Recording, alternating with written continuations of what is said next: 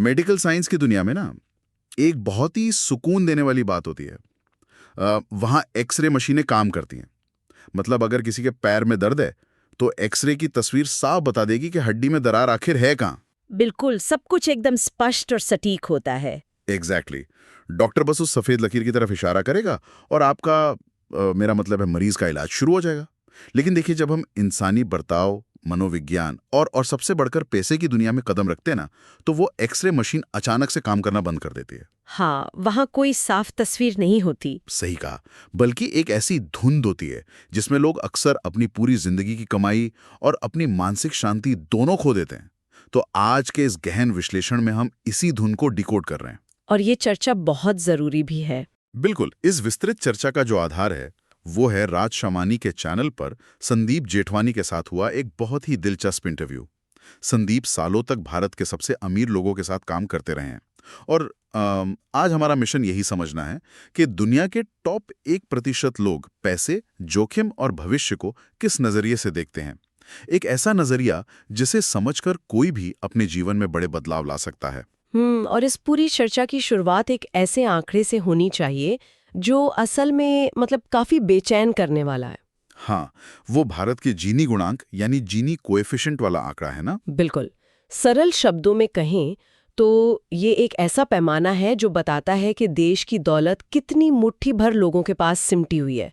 ये डेटा दिखाता है कि भारत के सिर्फ 1% लोगों के पास कुल संपत्ति का 1/3 हिस्सा है, लगभग 33%। अरे बाप रे, ये तो बहुत बढ़िया समानता है ना?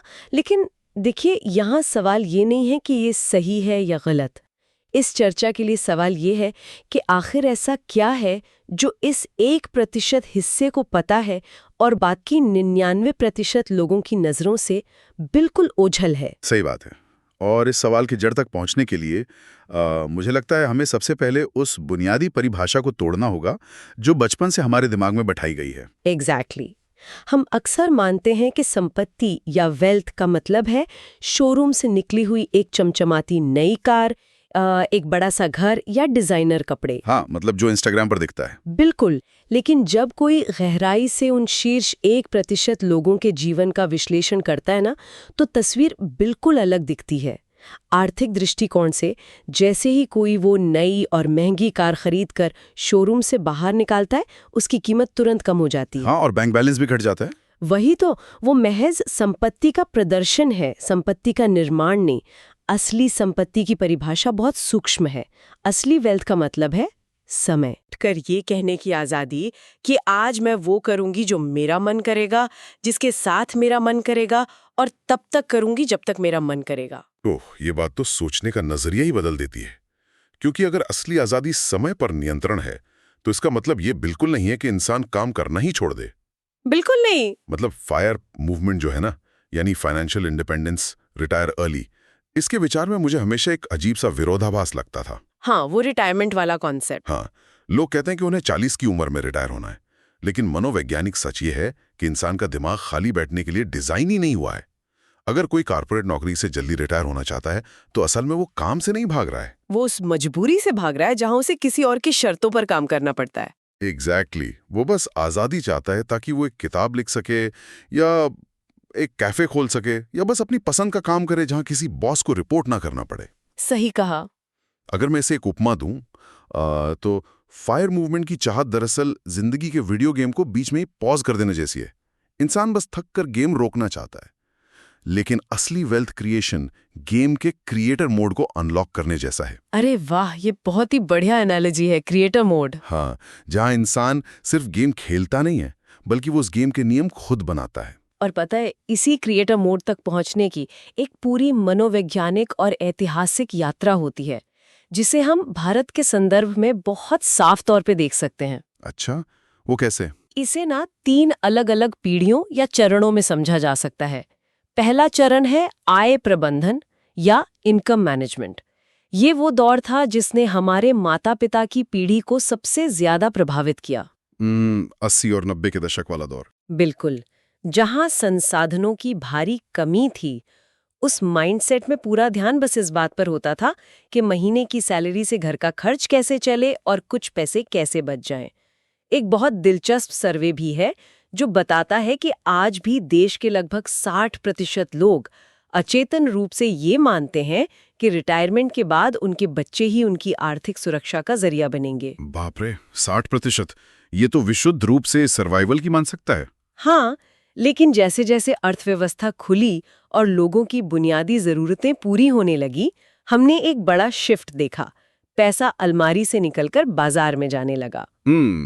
जो कि हमें उस दूसरे चरण की तरफ ले जाता है ना, जहां लोगों ने अपने पैसे को सिर्फ बचाने के बजाय उसे काम पर लगाना शुरू किया। बिल्कुल, इसे संपत्ति प्रबंधन या वेल्थ मैनेजमेंट का चरण कहा जाता है। और इसका पैमाना समझने के लिए ना बॉम्बे स्टॉक एक्सचेंज यानी BSE के आंकड़ों पर गौर करना जरूरी है। क्या कहते हैं आंकड़े? भारत में 1 करोड़ से 2 करोड़ निवेशक खाते पहुंचने में लगभग 1300 दिन लगे थे, मतलब 3.5 साल का लंबा वक्त। Okay. लेकिन 9 करोड़ से 10 करोड़ खाते खोलने का जो सफर था वो महज 90 दिनों में पूरा हो गया। क्या सिर्फ 3 महीने में 1 करोड़ नए खाते? हाँ, ये सिर्फ एक आंकड़ा नहीं है, ये एक बहुत बड़ा मनोवैज्ञानिक बदलाव है। लोग अचानक से इकोनॉमी में अपनी हिस्सेदारी चाहने लगे हैं। बिल्कुल। लेकिन ये भी आखिरी मंजिल नहीं है। जो 1% का असली रहस्य है ना, वो तीसरे चरण में छिपा है, जिसे संपत्ति निर्माण या वेल्थ क्रिएशन कहते हैं। यानी वो क्रिएटर मोड जिसकी हम बात कर रहे थे। एग्जैक्टली। यहाँ लोग केवल 12 या 15% का रिटर्न नहीं ढूंढ रहे हैं। इसका सबसे बड़ा उदाहरण है फ्लिपकार्ट माफिया। वो जब फ्लिपकार्ट का एक्विजिशन हुआ था। हाँ, जब वॉलमार्ट ने फ्लिपकार्ट का अधिग्रहण किया तो कंपनी के कई शुरुआती कर्मचारियों को बहुत बड़ी रकम मिली। उन युवाओं ने उस पैसे से कोई आइलैंड खरीदकर रिटायरमेंट नहीं लिया। हाँ, उन्होंने कोई पॉज बटन नहीं दबाया। बिल्कुल नहीं। उन्होंने उस पैसे, समय और आजादी का इस्तेमाल करके हजारों नए स्टार्टअप्स खड़े कर दिए। उन्होंने अपने लिए आजादी खरीदी ताकि वे नई संपत्तियों का निर्माण कर सकें। लेकिन देखिए, यहाँ एक बहुत ही व्यवहारिक सवाल खड़ा होता है। अगर असली संपत्ति समय की आजादी है, तो फिर ये लोग अपना पैसा खुद मैनेज क्यों नहीं करते? बहुत वाजिब सवाल है। मतलब अगर वे इतने स्मार्ट हैं कि नई कंपनियां बना सकते हैं, तो वे अपना इन्वेस्टमेंट पोर्टफोलियो खुद क्यों नहीं संभालते? क्योंकि वे अवसर लागत यानी अपॉर्चुनिटी कॉस्ट और विशेषज्ञता की खाई के विज्ञान को बहुत गहराई से समझते हैं। विशेषज्ञता की खाई मतलब एक्सपर्टीज गैप। हाँ, देखिए, इंसान की जिंदगी में जो भी फैसले होते हैं उन्हें हम लो स्टेक्स और हाई स्टेक्स गेम में बांट सकते हैं। लो स्टेक्स चीजें वे हैं जहां अगर गलती हो भी जाए तो जिंदगी पर कोई बड़ा असर नहीं पड़ता। जैसे कौन से कपड़े पहनने हैं या अगली छुट्टियों में कहाँ जाना है। बिल्कुल। लेकिन स्वास्थ्य और पैसा, ये हाई स्टेक्स गेम है। इंटरनेट पर लक्षण पढ़कर कोई खुद की ओपन हार्ट सर्जरी तो नहीं कर सकता ना। हाँ, वो तो बेवकूफ़ी होगी। उसी तरह जब बात एक बड़े पोर्टफोलियो के हो तो वहां भावनाएं हावी होने लगती हैं। यही एक्सपर्टीज गैप का वो चौंकाने वाला कॉन्सेप्ट सामने आता है। असेट मैनेजमेंट कंपनियों का डेटा अक्सर एक डरावनी सच्चाई दिखाता है। वो क्या? मान लीजिए किसी एक म्यूचुअल फंड ने पिछले 10 सालों में लगातार 19% का शानदार रिटर्न दिया। ओके, 19% तो बहुत अच्छा है। हाँ, लेकिन जब आप ये देखने जाते हैं कि जिन असली इंसानों ने उस फंड में अपना पैसा लगाया था उनका रिटर्न क्या रहा, तो वो आंकड़ा गिरकर सिर्फ 12 या 13% रह जाता है। वेट, ये कैसे संभव है? यही तो बात है। अगर फंड ने 19% कमाया और इन्वेस्टर उसी फंड में है, तो ये बीच का 6-7% का भारी मुनाफा आखिर कहाँ गायब हो गया? इसके पीछे का मैकेनिज्म क्या है? वो मुनाफा ना इंसान के खुद के दिमाग यानी उसकी भावनाओं की भेंट चढ़ जाता है। अच्छा। हाँ, जब बाजार तेजी से गिरता है तो इंसान के शरीर में कोर्टिजोल नाम का स्ट्रेस हार्मोन बहने लगता है। वो घबरा जाता है और उसे लगता है कि सब कुछ डूब जाएगा, इसलिए वो सबसे निचले स्तर पर अपना पैसा निकाल लेता है। Panic selling. बिल्कुल।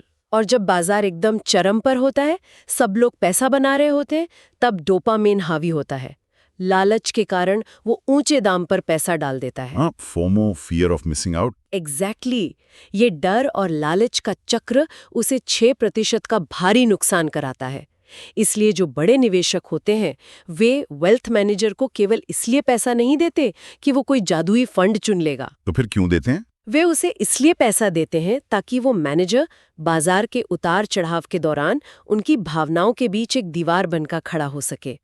वे उस विशेषज्ञ में कोई गणितीय रिटर्न नहीं बल्कि भरोसा ढूंढते हैं। भरोसा। इस पर एक बहुत ही दिलचस्प किस्सा है। एक बहुत बड़े टेक एंटरप्रेन्योर ने एक जाने माने वेल्थ मैनेजर को मुंबई के सन एंड सैंड होटल में मिलने बुलाया। सन एंड सैंड, किसी फैंसी कॉर्पोरेट ऑफिस में नहीं। बिल्कुल नहीं। पूरा सूरज ढल गया, दोनों साथ बैठे रहे, लेकिन उस एंटरप्रेन्योर ने इन्वेस्टमेंट स्ट्रैटेजी, फीस या मार्केट के बारे में एक भी सवाल नहीं पूछा। तो फिर बात क्या हुई? बातचीत सिर्फ इस बात पर हुई कि वो मैनेजर कहाँ पला बढ़ा है, उसके जीवन के सिद्धांत क्या है और वो मुश्किल परिस्थितियों में फैसले कैसे लेता है। क्या बात है। वो बस ये परख रहा था कि क्या वो इस इंसान की नीयत पर भरोसा कर सकता है। देखिए, यहाँ मैं थोड़ी असहमति जताना चाहूँगा। ये कहानी सुनने में तो बहुत अच्छी और आदर्शवादी लगती है कि किसी पर भरोसा कर लो और अपना सारा समय कुछ नया बनाने में लगा दो। लेकिन व्यवहारिक दुनिया बहुत कठोर है।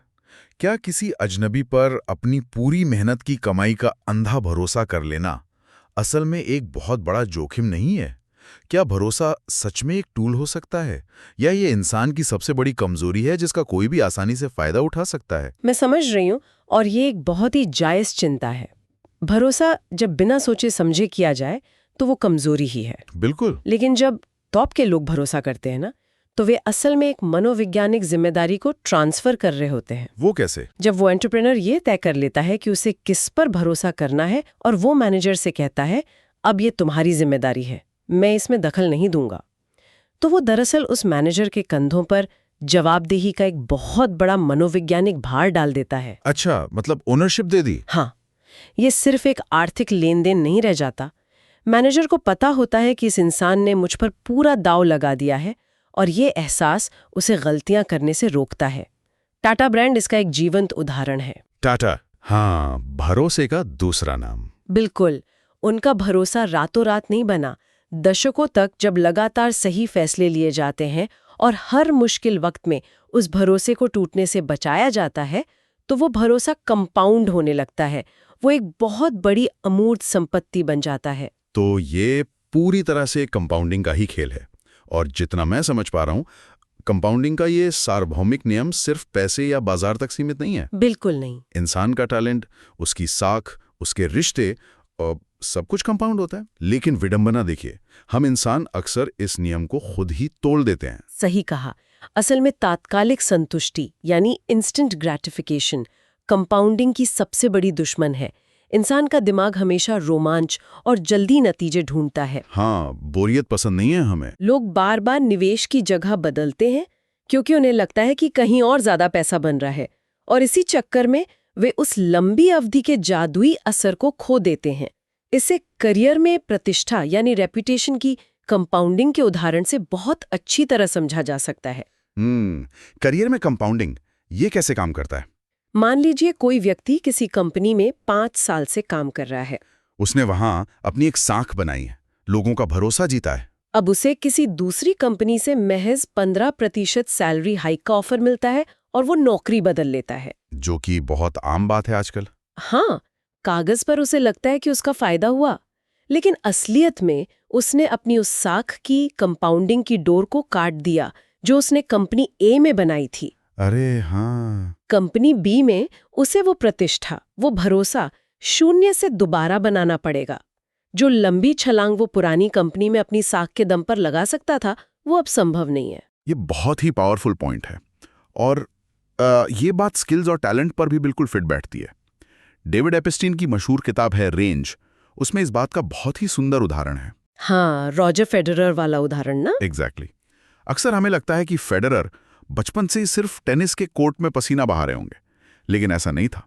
उन्होंने बचपन में बास्केटबॉल, बैडमिंटन, फुटबॉल जैसे कई अलग अलग खेल खेले। अब कोई सोच सकता है कि भाई इससे टेनिस का क्या लेना देना, लेकिन उन अलग अलग खेलों ने उनके शरीर में खेल भावना, बैलेंस और एथलेटिसिज्म की एक ऐसी गहरी समझ पैदा की जो अचेतन रूप से कंपाउंड होती रही। बिल्कुल, और जब वे आखिरकार पूरी तरह से टेनिस में आए तो उन सारी विविध स्किल्स का कंपाउंडेड फायदा उन्हें मिला। सही बात है। इसी तरह लीडरशिप की भी कंपाउंडिंग होती है।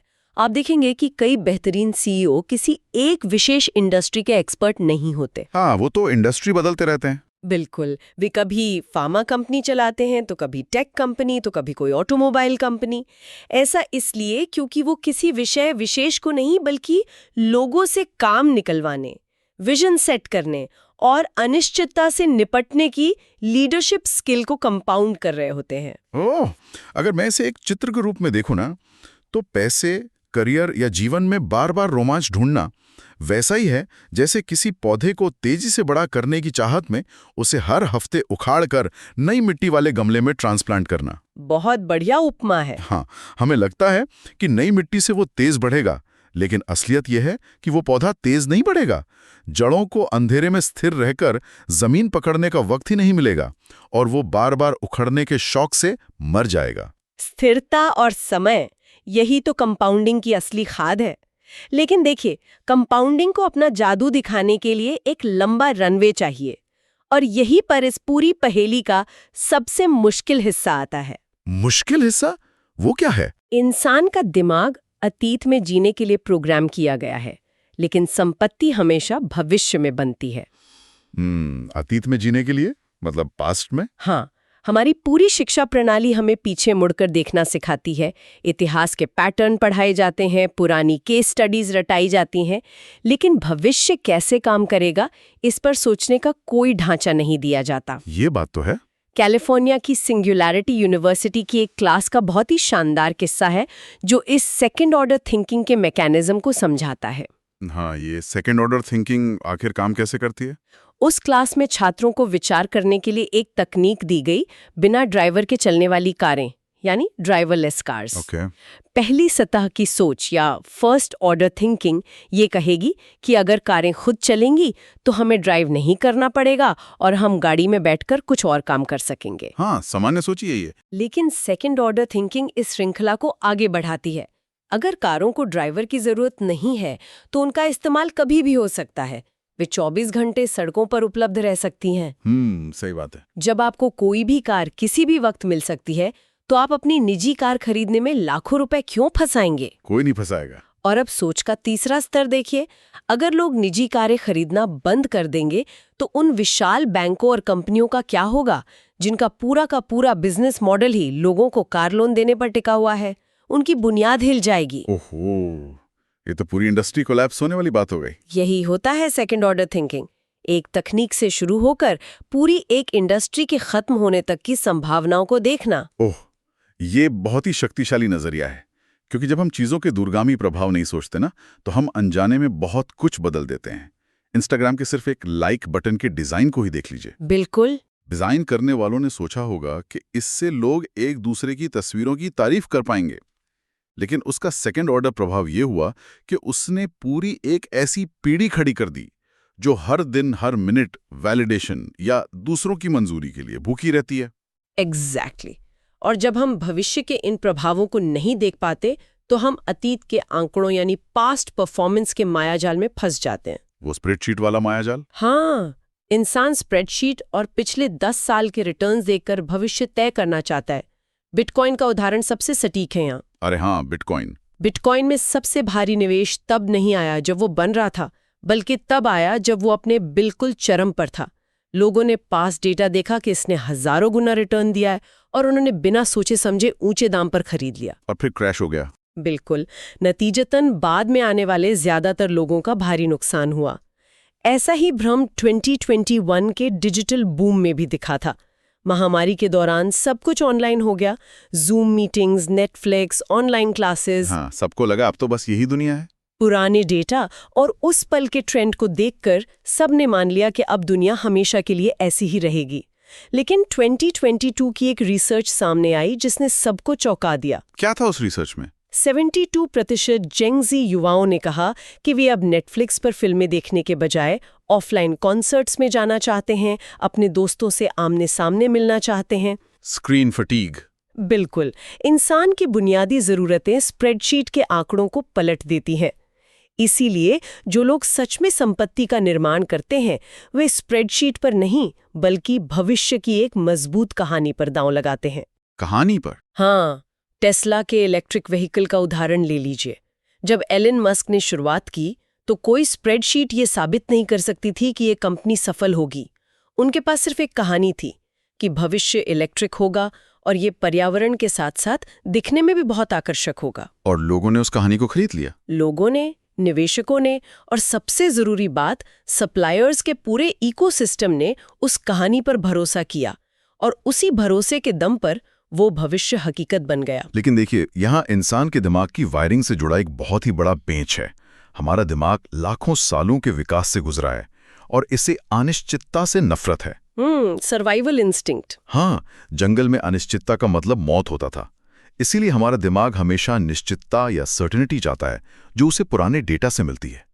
तो आखिर हम अपने इस अतीत के आदि दिमाग को उस भविष्य की अदृश्य कहानी पर दांव लगाने के लिए राजी कैसे करें? ये तो इंसान की अपनी ही प्रकृति के खिलाफ जाना हुआ ना। यही वो बिंदु है जहां माइंडसेट या मानसिक ढांचा काम आता है। इस अनिश्चित भविष्य का सामना करने के लिए 3 बहुत ही खास मानसिक टूल्स की जरूरत होती है। अच्छा, वो 3 टूल्स क्या हैं? पहला टूल है उम्मीद के बजाय प्रायिकता यानी प्रोबेबिलिटी को समझना। इंसान अक्सर उम्मीद के सहारे जीता है। Hope is a good thing. हाँ, पर फाइनेंस में नहीं। अगर किसी के सामने 2 विकल्प रखे जाएं, एक तरफ $1 मिलियन की लॉटरी जीतने का सिर्फ 1% मौका है, जिसकी असल गणितीय वैल्यू सिर्फ $10,000 है। बिल्कुल, और दूसरी तरफ $20,000 का एक निश्चित सुरक्षित निवेश है, तो आप हैरान होंगे कि ज्यादातर लोग उस 1% की उम्मीद के कारण लॉटरी के पीछे भागेंगे। लेकिन जो लोग संपत्ति बनाते हैं वे भावनाओं को किनारे रखकर ठोस गणित और प्रोबेबिलिटी पर दांव लगाते हैं। सही है। और दूसरा टूल? दूसरा टूल है अनिश्चितता के बीच बिना सब कुछ जाने आगे बढ़ने की क्षमता।